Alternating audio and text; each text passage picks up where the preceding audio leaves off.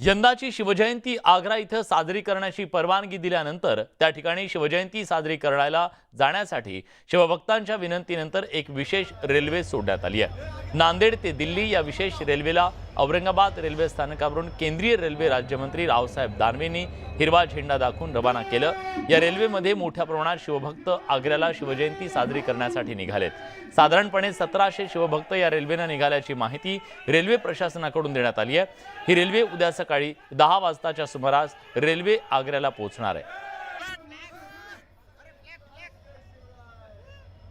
महाराष्ट्रात आणि महाराष्ट्राच्या बाहेर सुद्धा ज्या ठिकाणी छत्रपती शिवाजी महाराजांना औरंगजेबाने कैद करून ठेवलं होतं, त्या लाल किल्ल्यामध्ये ही जयंती आम्हाला साजरी करता यावी अशा प्रकारची कल्पना देवगिरी प्रतिष्ठानचे प्रमुख विनोद पाटील यांनी आमच्या सगळ्यांच्या समोर ती मांडली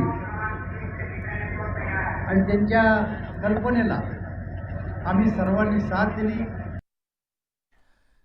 श्री विठ्ठल रुक्मिणी मंदिर संवर्धन आराखडा कामाला विलंब झालेला आहे। मुख्यमंत्र्यांच्याकडची बैठक लांबल्यानं आषाढी पूर्वीची कामं पूर्ण होण्याची शक्यता त्यामुळे धुसर झाली आहे। श्री विठ्ठल रुक्मिणी मंदिराला 700 वर्षांपूर्वीचं पुरातन रूप प्राप्त होण्यासाठी राज्य सरकारनं 73 कोटी रुपयांचा विकास आराखडा मंजूर केला।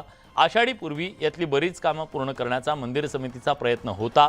हायपॉवर कमिटी बैठकीनंतर मुख्यमंत्र्यांच्या उपस्थितीत होणारी बैठक मागील काही दिवसापासून रखडली आहे। याचा फटका काम सुरू होण्याला बसतोय।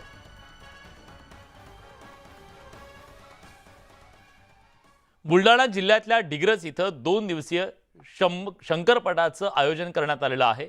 या शंकरपटाच्या शर्यतीत भाग घेण्यासाठी राज्यभरातून अनेक बैलजोड्या दाखल झाल्यात। 2 दिवस चालणाऱ्या शंकरपट शर्यतीत प्रथम पारितोषिक पटकावणाऱ्या बैलजोडीला 31,000चं पहिलं बक्षीस देण्यात येणार आहे। दुसरं बक्षीस हे 21,000चं आहे। या बैलजोड्यांची थरारक धाव पाहण्यासाठी नागरिकांनी दिग्रस गावात गर्दी केली।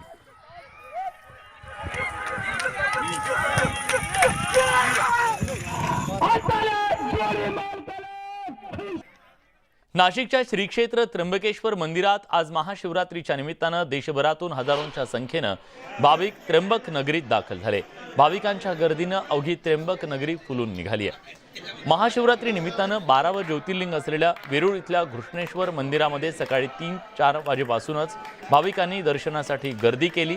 भीमाशंकर इथल्या मंदिरात भाविकांनी मध्यरात्रीपासून गर्दी केली।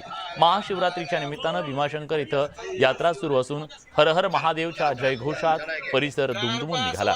हिंगोली इथल्या औंढा नागनाथ इथं ज्योतिर्लिंग नागनाथ मंदिरात महाशिवरात्रीच्या निमित्तानं भाविकांनी दर्शनासाठी मोठी गर्दी केली।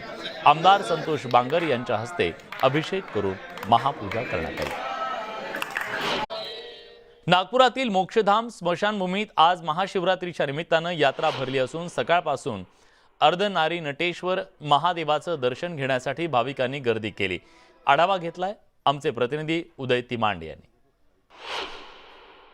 आज महाशिवरात्रीच्या निमित्तानं नागपूरच्या मोक्षधाम स्मशानभूमीमध्ये जे आहे ते भाविकांनी महादेवाच्या दर्शनाला गर्दी केलेली आहे। वर्षभर जे आहे ते या स्मशानभूमीत भगवान शंकराच्या दर्शनाला नागरिकांना येता येत नाही। विशेष करून महिलांना जे आहे ते स्मशानभूमीमध्ये प्रवेश नसतो। मात्र महाशिवरात्रीच्या दिवशी जे आहे ते या स्मशानभूमीतलं महादेवाचं मंदिर जे आहे ते सर्व भाविकांसाठी जे आहे ते खुलं केलं जातं। या स्मशानभूमीतल्या मूर्तीची विशेषता म्हणजे इथे अर्धनारी नटेश्वर रूपात जे आहे ते महादेव विराजमान आहेत।